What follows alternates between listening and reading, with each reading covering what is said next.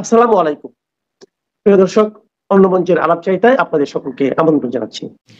ভারত থেকে বাংলাদেশের সাবেক প্রধানমন্ত্রী শেখ হাসিনাকে ফেরানো নিয়ে আলোচনা বেশ জমে উঠেছে। উঠে আসছে নিত্য নতুন প্রস্তাব। এ নিয়ে গণমাধ্যমে বড় বড় শিরোনামে রিপোর্ট প্রকাশিত হচ্ছে। কেউ কেউ বিকল্প একাধিক প্রস্তাবও দিচ্ছেন।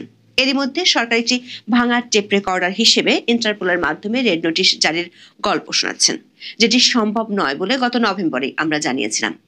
বলা হচ্ছে প্রত্যর্পণ চুক্তি অনুযায়ী ভারতের কাছে ফেরত চেয়ে চিঠি দেবে বাংলাদেশ। আমাদের বিশ্লেষণ হলো মৃত্যুদণ্ড দেয় সেটিও এখন ভারতীয় আইনে আর সম্ভব নয়। তবে গত দুদিন আগে চিঠি দেওয়ার কথা বেশ জোরে সোরে শোনা গেলেও বাংলাদেশের গণমাধ্যমগুলোর সবশেষ খবর হলো এ নিয়ে আপাতত মুখে কুলুপ এঁটেছে পররাষ্ট্র মন্ত্রণালয়। এর মধ্যে আইন উপদেষ্টা 20 নভেম্বর নতুন একটি উপায়ের কথা বলেছেন। সেটি হলো সাজাপ্রাপ্ত শেখ হাসিনাকে বাংলাদেশে ফেরানোর জন্য আন্তর্জাতিক অপরাধ আদালতের কোনো রকম অ্যাপ্রোচ করা যায় কিনা সেটা বিচার বিবেচনা করার জন্য অচিরেই সিদ্ধান্ত নেবে তার সরকার।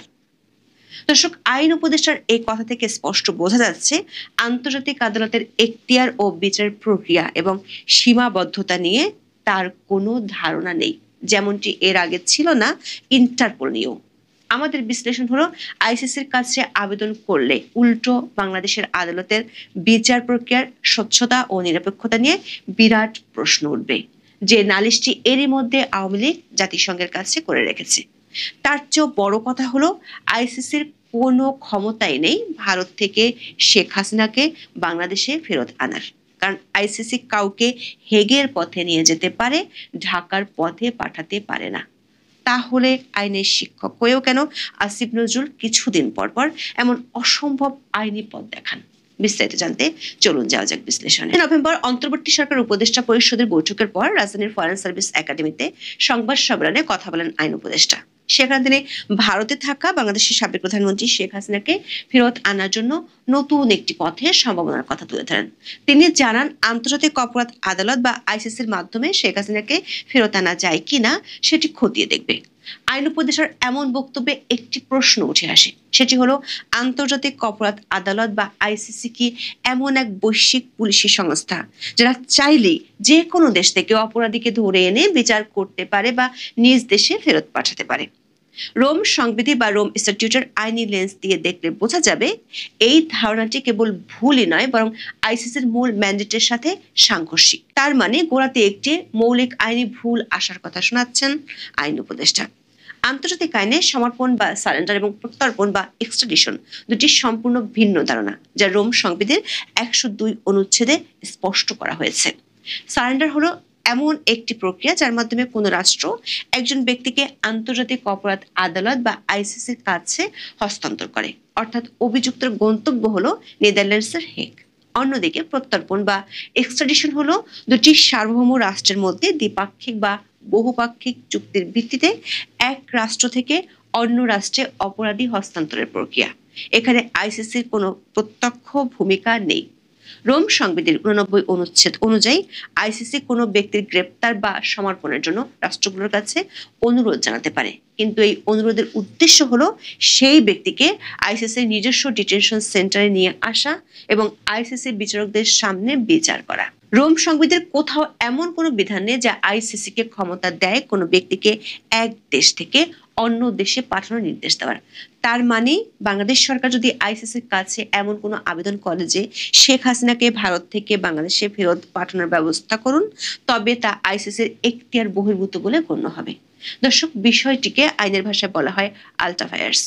আইন উপদেষ্টাকে জানতে হবে আইসিসি কোনো পোস্ট অফিস বা মধ্যস্থতাকারী সংস্থা নয় যা এক দেশের আসামিকে অন্য দেশে পার্সেল করবে। আইসিসি গ্রেপ্তারি পরোয়ানা জারি হলে তার গন্তব্য হবে একমাত্র আইসিসি নিজেই। দর্শক, আইন অনুযায়ী আইসিসি হলো একটি লাস্ট রিসোর্ট বা সবশেষ আশ্রয়স্থল।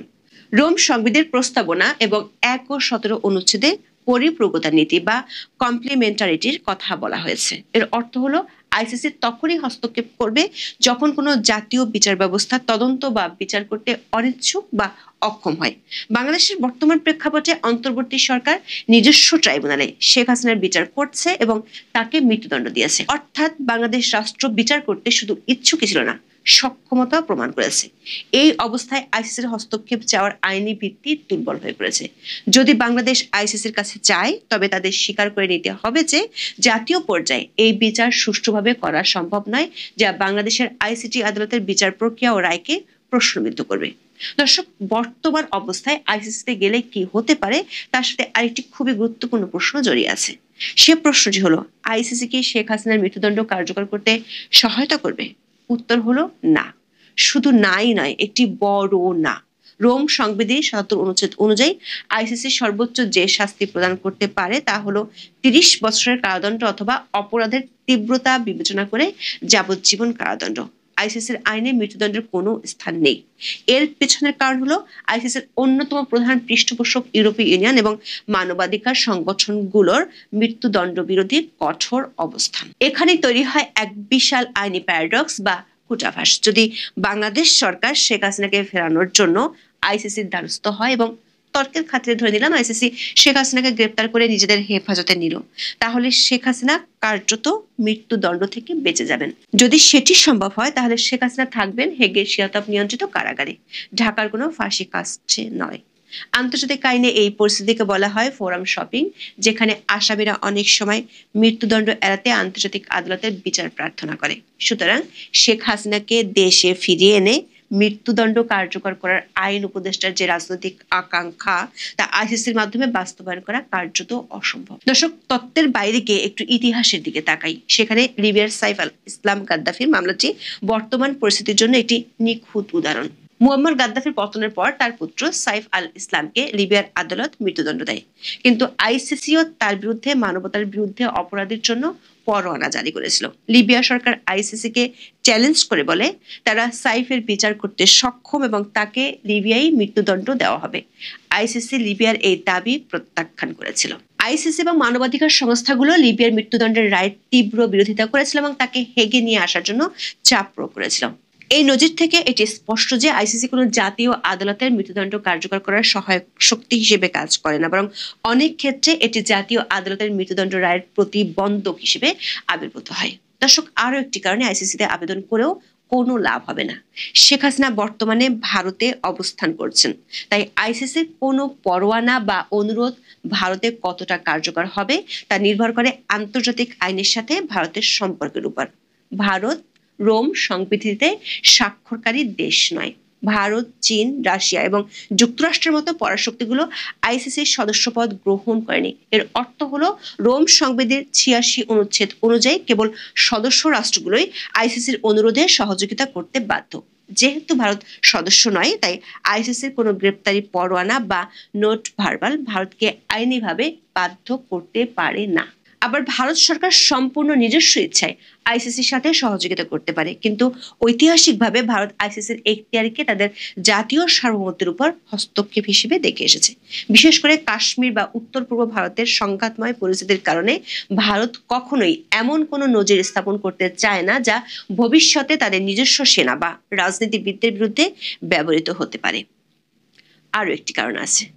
আইসিসির এখতিয়ার ভারত বা অন্য কোনো অসদস্য রাষ্ট্রের উপর তখনই বর্তাতে পারে যদি জাতিসংঘের নিরাপত্তা পরিষদ কোনো প্রস্তাব পাশের মাধ্যমে মামলাটি আইসিসিতে রেফার করে, যেমনটি সুদানের উমর আল বশির বা লিবিয়ার ক্ষেত্রে হয়েছিল। কিন্তু বর্তমান ভূ রাজনীতিতে শেখ হাসিনার বিরুদ্ধে এমন কোনো প্রস্তাব নিরাপত্তা পরিষদে পাশ হওয়ার সম্ভাবনা নেই বললেই চলে।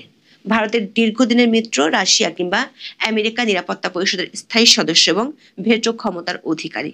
ভারত তার কৌশলগত স্বার্থে এবং দুই মিত্রকে ব্যবহার করে সহজে এমন যে কোনো প্রস্তাব আটকে দিতে পারে। তাই আইসিসির মাধ্যমে ভারতকে চাপ দেওয়ার রাস্তাটি কার্যত বন্ধ। দর্শক, আমাদের বিশ্লেষণ হলো আইসিসিতে আবেদনের পথ আওয়ামী লীগই সরকারের জন্য বন্ধ করে দিয়েছে। প্রাপ্ত তথ্য অনুযায়ী আওয়ামী লীগ নেতা আনোয়ার জামান চৌধুরী এবং দলের পক্ষ থেকে লন্ডনের বিখ্যাত law firm Doughty Street Chambers এর আইনজীবীরা আইসিসির প্রসিকিউটরের কাছে রোম সংবিধির ১৫ অনুচ্ছেদ অনুযায়ী একটি কমিউনিকেশন বা অভিযোগ জমা দিয়ে রেখেছে। এই অভিযোগে মোহাম্মদ ইউনূস সহ ৬১ জনের বিরুদ্ধে মানবতার বিরুদ্ধে অপরাধের অভিযোগ আনা হয়েছে। তাদের দাবি, 5 থেকে 8 আগস্টের মধ্যে আওয়ামী লীগের নেতাকর্মী, পুলিশ সদস্য এবং সংখ্যালঘুদের উপর যে হামলা হয়েছে তা ছিল একটি পরিকল্পিত গণহত্যা। আবার শেখ হাসিনার যে বাংলাদেশের আদালতে ন্যায় ও নিরপেক্ষ বিচার পাওয়ার সম্ভাবনা নেই, সেই আশঙ্কার কথা জাতিসংঘের কাছে এরই মধ্যে জানিয়ে রেখেছে আওয়ামী লীগ। এমনকি দলটির পক্ষ থেকে জুলাই হত্যাকাণ্ডের বিচার যাতে আইসিসিতে হয় সে আবেদনও করা হয়েছিল। দর্শক, এই মামলাগুলোর বিচার আইসিসিতে রেফার করার জন্য অন্তর্বর্তী সরকারকে পরামর্শ দিয়েছিলেন সরকারের মিত্র হিসেবে পরিচিত ব্রিটিশ আইনজীবী টবি ক্যাডম্যান, কিন্তু সেটি তখন সরকার শুনেনি। ফলে আইন উপদেষ্টা এখন লালনের সেই গান সময় গেলে সাধন হয় না গাওয়া ছাড়া অন্য কোনো উপায় নেই। দর্শক, শেখ হাসিনাকে ফেরত পাঠাতে সবচেয়ে বেশি আলোচিত যে উপায় সেটি হলো প্রত্যর্পণ চুক্তির মাধ্যমে শেখ হাসিনাকে ফেরত দিতে ভারতের কাছে চিঠি দেওয়া। 2013 সালে দ্বিপাক্ষিক এই চুক্তিটি হলো শেখ হাসিনাকে ফেরত আনার একমাত্র বৈধ আইনি হাতিয়ার। তবে এই চুক্তির প্রতিটি লাইনে লুকিয়ে আছে আইনের ফাঁকফোকর, যা ভারতের জন্য শেখ হাসিনাকে ফেরত না দেওয়ার শক্তিশালী যুক্তি তৈরি করতে পারে। প্রত্যর্পণ চুক্তির 6 অনুচ্ছেদে বলা হয়েছে, যদি অপরাধটি রাজনৈতিক চরিত্রের হয় তবে প্রত্যর্পণ অস্বীকার করা যেতে পারে। এমনকি ভারতের প্রত্যর্পণ আইনের 31 ধারাতেও রাজনৈতিক অপরাধের জন্য প্রত্যর্পণ নিষিদ্ধ করা হয়েছে। আবার বাংলাদেশ ভারত চুক্তির 8 নম্বর অনুচ্ছেদে একটি অত্যন্ত শক্তিশালী ভেটো ক্ষমতা দেওয়া হয়েছে। এতে বলা হয়েছে, যদি অনুরোধকারী রাষ্ট্র অভিযোগটি সরল বিশ্বাসে বা ন্যায় বিচারের স্বার্থে না করে থাকে, অথবা যদি প্রত্যর্পণটি অন্যায্য বা নিপীড়নমূলকভাবে মনে হয়, তবে প্রত্যর্পণ প্রত্যাখ্যান করা যেতে পারে। দর্শক, আরো একটি আইনি বাধার কারণে ভারত শেখ হাসিনাকে ফেরত দিবে না। সবচেয়ে বড় এই আইনি বাধাটি লুকিয়ে আছে মৃত্যুদণ্ডের প্রশ্নে।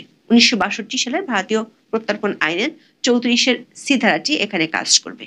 ভারতীয় আইনের এই ধারায় বলা হয়েছে, যদি কোনো পলাতক আসামি এমন কোনো অপরাধ করে যা ভারতে মৃত্যুদণ্ডযোগ্য, কিন্তু সেই আসামিকে এমন কোনো দেশে প্রত্যর্পণ করা হচ্ছে যেখানে মৃত্যুদণ্ড কার্যকর হওয়ার সম্ভাবনা আছে, এবং ভারতের আইনে যদি সেই ক্ষেত্রে মৃত্যুদণ্ড বাধ্যতামূলক না হয়, তবে প্রত্যর্পণ তখনই করা যাবে যদি সেই দেশ এই নিশ্চয়তা দেয় যে আসামিকে মৃত্যুদণ্ড দেয়া হবে না বা মৃত্যুদণ্ড দেওয়া হলেও তা কার্যকর করা হবে না।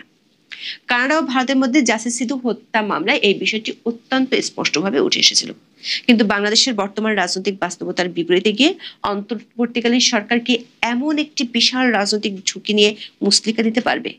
তৃতীয় যে উপায়টি অন্তর্বর্তী সরকার বা প্রশাসনের পক্ষ থেকে ব্যাপকভাবে প্রচার করা হয় সেটি হলো, বাংলাদেশ পুলিশ শেখ হাসিনা সহ পলাতক আসামিদের বিরুদ্ধে ইন্টারপোল রেড নোটিশ জারির প্রক্রিয়া শুরু করেছে। দর্শক, শেখ হাসিনার বিরুদ্ধে ইন্টারপোল কেন রেড নোটিশ জারি করবে না, বিষয়টি এর আগে 2টি ভিডিওতে আমরা পরিষ্কার করেছিলাম।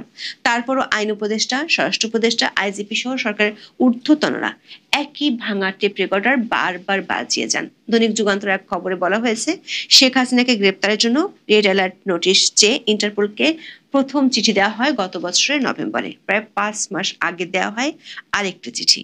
ইন্টারপোলের কাছ থেকে এসব চিঠির কোনো সাড়া আসেনি বলে জানিয়েছেন আইজিপি। দর্শক, আমাদের বিশ্লেষণ আগের মতোই, সাড়া কখনোই আসবে না। কারণ হলো ইন্টারপোলের সংবিধানের 3 অনুচ্ছেদ অনুযায়ী রাজনৈতিক, সামরিক, ধর্মীয় বা জাতিগত চরিত্রের কোনো বিষয় হস্তক্ষেপ করা ইন্টারপোলের জন্য নিষিদ্ধ। শেখ হাসিনা যে রাজনৈতিক ব্যক্তিত্ব সেটি দুনিয়ার সবাই জানে। বিগত আওয়ামী লীগ আমলে তারেক রহমানের বিরুদ্ধে রেড নোটিশ জারি করলেও পরে এই কারণে প্রত্যাহার করে নিয়েছিল। এমনকি জাকির নায়েক বা অনেক শিখ বিচ্ছিন্নতাবাদীর ক্ষেত্রে ভারত ইন্টারপোলের সহযোগিতা পেতে ব্যর্থ হয়েছে ঠিক এই কারণেই। দর্শক, আমাদের বিশ্লেষণ হলো, শেখ হাসিনাকে দেশে ফিরিয়ে আনার আবেগ এবং রাজনৈতিক আকাঙ্ক্ষা যতই তীব্র হোক না কেন, আন্তর্জাতিক আইনের শীতল বাস্তবতা ভিন্ন কথা বলে। বরং আইন না জানার কারণে অধ্যাপক আসিফ নজরুল যদি আইসিসির দ্বারস্থ হন, তাহলে তার ফল অনেকটা বুমেরাং হয়ে যেতে পারে, যা শেখ হাসিনাকে শাস্তির বদলে সুরক্ষা দিতে পারে। আসল লড়াইটি হেগে নয়, বরং ঢাকা ও নয়াদিল্লির কূটনৈতিক টেবিলে। ভারত বাংলাদেশ প্রত্যর্পণ চুক্তির জটিল ধারা এবং মৃত্যুদণ্ডের আইনি বাধাগুলো এখন শেখ হাসিনার প্রধান রক্ষা কবচ। যতক্ষণ না এই আইনি ও রাজনৈতিক জট খুলছে, ততক্ষণ শেখ হাসিনার দেশে ফেরার সম্ভাবনা কেবল খবরের কাগজের শিরোনাম আর টকশোর আলোচনার মধ্যেই সীমাবদ্ধ থাকার সম্ভাবনা প্রবল। এখন এ পর্যন্ত। আসসালামু আলাইকুম প্রিয় দর্শক, একেবারে সবশেষ যেই উল্লেখযোগ্য নিউজটি সেটি দিয়ে শুরু করি। তা হচ্ছে, ভারত এবং শেখ হাসিনাকে কেন্দ্র করে আইন উপদেষ্টা যে সংবাদ সম্মেলন করেছেন বৃহস্পতিবার, সেখানে তিনি বলছেন যে শেখ হাসিনাকে ভারত থেকে ফিরিয়ে আনতে ইটালির রোমে অবস্থিত আন্তর্জাতিক অপরাধ আদালত অর্থাৎ আইসিসিতে বিষয়টি অ্যাপ্রোচ করা যায় কিনা বিবেচনা করা হচ্ছে। মানে এই বিষয়টি যে একেবারে আইওয়াস বা যারা জুলাই যোদ্ধা হিসেবে নিজেদেরকে দাবি করেন অথবা গণঅভ্যুত্থানে যে শক্তিগুলো রয়েছে তাদের সামনে নিজেদের মুখ রক্ষার বিষয় যে তারা বা সরকার কতটা তৎপর শেখ হাসিনাকে ফিরিয়ে বিচারের রায় কার্যকর করার জন্য, ভারত দেবে না এটা তো নিশ্চিত, শেখ হাসিনাকে ফেরত দেবে না, সেই জায়গা থেকে এই কথাগুলো বলা এবং নিজেদের ব্যর্থতা ঢাকার জন্য এইসব কথাবার্তা। তো এই কথাবার্তা কেন অবতারণা করলাম, গত দুদিন ধরে বেশ আলোচনা চলছে ভারতে এই মুহূর্তে অবস্থানরত বাংলাদেশের জাতীয় নিরাপত্তা উপদেষ্টা ডক্টর খলিলুর রহমানের সঙ্গে বৈঠক হয়েছে ভারতের জাতীয় নিরাপত্তা উপদেষ্টা অজিত দোভালের সঙ্গে। ডক্টর খলিলুর রহমান যতটা না গুরুত্বপূর্ণ, নিঃসন্দেহে অজিত দোভালের অবস্থান এই উপমহাদেশে অনেক বেশি গুরুত্বপূর্ণ এবং উপমহাদেশ কেন্দ্রিক যে রাষ্ট্রগুলো রয়েছে। তো যেহেতু ভারতের জাতীয় নিরাপত্তা উপদেষ্টা কথা বলেছেন ডক্টর খলিলুর রহমানের সঙ্গে, বিষয়টি অবশ্যই আমাদের জন্য খুবই গুরুত্বপূর্ণ। কি কথা বলেছেন সে বিষয়ে স্পষ্ট করে কিছু প্রকাশ্যে আসেনি। এখন এটা মনে করার কোনো কারণ নেই যে বাংলাদেশের রাজনীতি এবং আওয়ামী লীগ প্রসঙ্গ বাদ দিয়ে ভূ রাজনৈতিক বা আঞ্চলিক নিরাপত্তা, সন্ত্রাসবাদ ইত্যাদি নিয়ে দুই জাতীয় নিরাপত্তা উপদেষ্টার মধ্যে কথা হয়েছে এবং ভারতের কোনো কোনো গণমাধ্যম এমন ইঙ্গিত দেওয়ার চেষ্টা করছে যে এই বৈঠকের মধ্য দিয়ে ভারত বাংলাদেশের যে সম্পর্ক তলানিতে গিয়ে পৌঁছেছে বা যে বরফ জমাট বেঁধেছে তা গলতে শুরু করেছে। কি সেই ইঙ্গিত? এবং বলছিলাম যে স্পষ্ট করে কোথাও থেকে জানা যায়নি যে তাদের মধ্যে কি আলোচনা হয়েছে। দিল্লিস্থ বাংলাদেশের হাই কমিশনার তারা একটি বিবৃতি দিয়েছে। সেই বিবৃতিতে খুব স্বাভাবিকভাবে যে কথাবার্তাগুলো বলা হয়েছে সেগুলোই ভারত এবং বাংলাদেশের প্রায় সব গণমাধ্যমে সেই বিবৃতির খবরগুলোই আমাদের সামনে এসেছে, যেখানে বলা হচ্ছে যে বুধবার সকালে বাংলাদেশ ও ভারতের জাতীয় নিরাপত্তা উপদেষ্টারা তাদের প্রতিনিধি দল নিয়ে বৈঠক করেছেন। বৈঠকে সিএসসি অর্থাৎ কলম্বো সিকিউরিটি কনক্লেভ যেই জোট বা ফোরাম, সেই সিএসসির কর্মকাণ্ড নিয়ে আলোচনার পাশাপাশি দুই দেশের দ্বিপক্ষীয় বিভিন্ন গুরুত্বপূর্ণ বিষয় নিয়ে আলোচনা হয়েছে। অজিত দোভালকে ঢাকা সফরে আমন্ত্রণ জানিয়েছেন ডক্টর খলিলুর রহমান। এই যে ফরমাল কথাবার্তা, তো নিঃসন্দেহে বলা যায় যে এখানে যে বিষয়গুলো উল্লেখ করা হয়েছে দ্বিপাক্ষিক স্বার্থ সংশ্লিষ্ট, তার বাইরে অনেক বিষয় আলোচনা হয়েছে। ভারতের অন্যতম গণমাধ্যম দ্য প্রিন্টের মতো ভারতের কোনো কোনো গণমাধ্যম ইঙ্গিত দিয়েছে যে বৈঠকের মধ্য দিয়ে বরফ গলতে শুরু করেছে, যেটি শুরুতেই বলছিলাম। তাহলে ভারত কি এমন প্রস্তাব করলো, অথবা বাংলাদেশের পক্ষ থেকে ডক্টর খলিলুর রহমান কি এমন প্রস্তাব করলো যে ভারত মেনে নিয়েছে, অথবা ভারতের প্রস্তাব বাংলাদেশ মেনে নিয়েছে যে বরফ গলতে শুরু করেছে?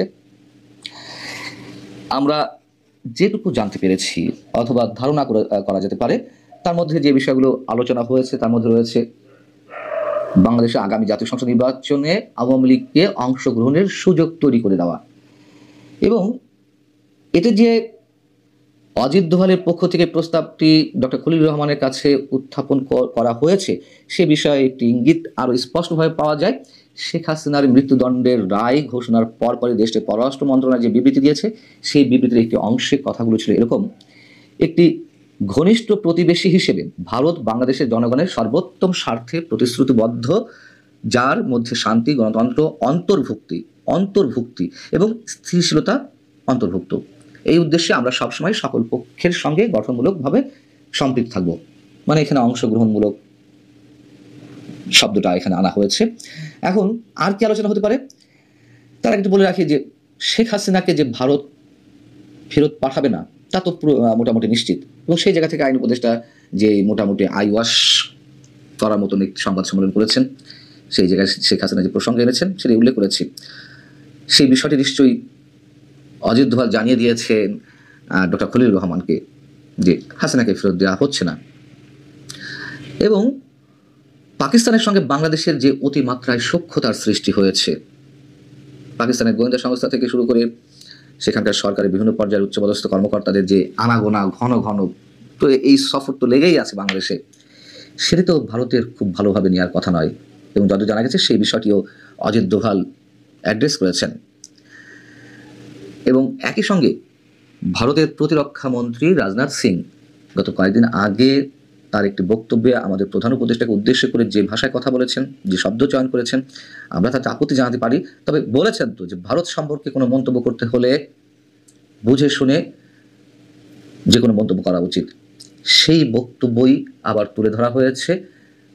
এবং এই যে ভারতের অ্যাগ্রেসিভনেস এটা তো আগে ছিল অবশ্যই, মানে একটি কি বলা যায়, অস্বীকার করার কোনো অবস্থা নেই। দাদাগিরি সুলভ আচরণ ভারত অনেক সময় করেছে, কিন্তু কেন তলানিতে গিয়ে পৌঁছালো? হতে পারে আওয়ামী লীগের পতন, শেখ হাসিনাকে তারা আশ্রয় দিয়েছে, সেটি হয়তো মেনে নিতে পারেনি, কিন্তু তারপরেও তো বারবার বলি এবং আমরা এটা তো আনতেই হয় প্রসঙ্গক্রমে, সরকারের কর্তা ব্যক্তিরা যেভাবে ভারতের বিরুদ্ধে একের পর এক হুঁশিয়ার উচ্চারণ করে গেছে, বিদ্বেষমূলক বক্তব্য প্রচার করেছে, সেই জায়গা থেকে ভারতের নতুন করে এই ধরনের দাদাগিরি সুলভ আচরণ যদি করেও থাকে, তাদের দৃষ্টিতে হয়তো ঠিক আছে, আমরা মেনে নিতে না পারলেও। এখন আরো যে বিষয়টি খুব গুরুত্বের সঙ্গে তোলা হয়েছে বলে জানা গেছে তা হচ্ছে, কথাবার্তা তো বটেই, সেই কথাবার্তার মধ্যে লাগামহীনভাবে ভারতকে যেভাবে উদ্দেশ্য করে হুমকি হুঁশিয়ারি দেওয়া, ভারত দখল করে নেওয়া, মানচিত্র বাংলাদেশের মানচিত্র বাড়িয়ে ভারতের বিভিন্ন অংশ তার মধ্যে অন্তর্ভুক্ত করা, এবং এখান থেকে হুঙ্কার দেওয়া হয় যে নরেন্দ্র মোদীকে গদি থেকে টেনে হেঁচে নামানো হবে, কিংবা কোনো কোনো মৌলবাদী গোষ্ঠী বা সাম্প্রদায়িক গোষ্ঠী ভারত আক্রমণের যে হুমকি দিয়ে আসছে, সেই সব জায়গা থেকে অজিত দোভাল, ভারতের জাতীয় নিরাপত্তা উপদেষ্টা, যতটুকু যেভাবে বলার কথা সেভাবে বলেছেন, এগুলো আমরা জানতে পেরেছি। এই বক্তব্য যে এসেছে তার একটা ইঙ্গিত পাওয়া যেতে পারে। ডক্টর খলিলুর রহমান যে বক্তব্য দিয়েছেন কলম্বো নিরাপত্তা কনক্লেভের অনুষ্ঠানে, সম্মেলনে, তিনি যেহেতু বৃহস্পতিবার সভাপতিত্ব করেছেন সেই অনুষ্ঠানে, তিনি সেখানে বলছেন যে অভ্যন্তরীণ ইস্যুতে কোনো দেশের হস্তক্ষেপের বিরুদ্ধে বাংলাদেশ কোনো ধরনের সন্ত্রাসবাদকে বাংলাদেশ প্রশ্রয় দেবে না, এবং তিনি বলছেন অতীতে বিশ্বব্যাপী সন্ত্রাসবাদ ও উগ্রবাদের কিছু চ্যালেঞ্জ বাংলাদেশও মোকাবিলা করেছে, আমরা যে কোনো পরিস্থিতিতে সকল প্রকার সন্ত্রাসবাদের প্রতি জিরো টলারেন্স নীতি অনুসরণ করি। ডক্টর খলিলুর রহমান যে বক্তব্য দিয়েছেন, এতক্ষণ বলছিলাম যে কি কি বিষয়ে কথা বলেছেন অজিত দোভাল, তার একটা ইঙ্গিত এটি, সেটি বলেছেন বিধায় তিনি তার বক্তব্যে এটি বলতে বাধ্য হয়েছেন যে আমরা অভ্যন্তরীণ কোনো বিষয় হস্তক্ষেপ করি না। আর হাসিনাকে ফিরিয়ে দেওয়ার বিষয়ে তো আমরা নিশ্চিত যে তা দেবে না, এবং নির্বাচনে আওয়ামী লীগের অংশগ্রহণের বিষয়ে কোন ধরনের ইঙ্গিত পাওয়া যেতে পারে প্রত্যেকে সেটা উল্লেখ করেছি, তারা যে বিবৃতি দিয়েছে পররাষ্ট্র মন্ত্রণালয়ের পক্ষ থেকে। তো এখন ডক্টর খলিলুর রহমান তো মার্কিন নাগরিক, অনেকেই বলেন তিনি মার্কিন এজেন্ডা বাস্তবায়নের জন্য বাংলাদেশ সরকারে তিনি অন্তর্ভুক্ত হয়েছেন বা তাকে আনা হয়েছে। খুব স্বাভাবিক, তিনি মার্কিন নীতির বাইরে যেতে পারবেন না, এবং যদ্দূর শোনা যাচ্ছে যে ভারতের সঙ্গে আবার যুক্তরাষ্ট্রের অন্য জায়গা থেকে একটি সমীকরণ আমরা দাঁড় করাতে পারি যে তাদের মধ্যে যে একটা সম্পর্কে শিথিলতা দেখা দিয়েছিল সেটি আবার উষ্ণতার দিকে গড়াচ্ছে। তারপরেও যুক্তরাষ্ট্র তার নীতি বাস্তবায়ন করবেই, এটুকু আমি সবসময় বলে থাকি। শেষ বলতে কিছু নেই আন্তর্জাতিক কিংবা আঞ্চলিক ভূ রাজনীতির ক্ষেত্রে, এবং ভারতে যে তাদের স্বার্থের জন্যই আওয়ামী লীগকে সাপোর্ট দিয়ে যাচ্ছে, আওয়ামী লীগের স্বার্থের জন্য নয়, তাদের স্বার্থের জন্য, এই কথাও অস্বীকার করার কোনো উপায় নেই। তো সবকিছু মিলিয়ে এটুকু বলা যেতে পারে যে এই বৈঠকটি যেভাবেই হোক, যে দৃষ্টিকোণ থেকেই হোক, দুই দেশের দুই জাতীয় নিরাপত্তা উপদেষ্টার মধ্যকার এই বৈঠক অবশ্যই অনেক বেশি গুরুত্বপূর্ণ, এবং বাংলাদেশের যে রাজনীতি অদূর ভবিষ্যতে সেখানে যে কোনো মোড় লাগতে পারে বা মোড় নিতে পারে, এটুকু আমরা বলতে পারি। ভালো থাকুন।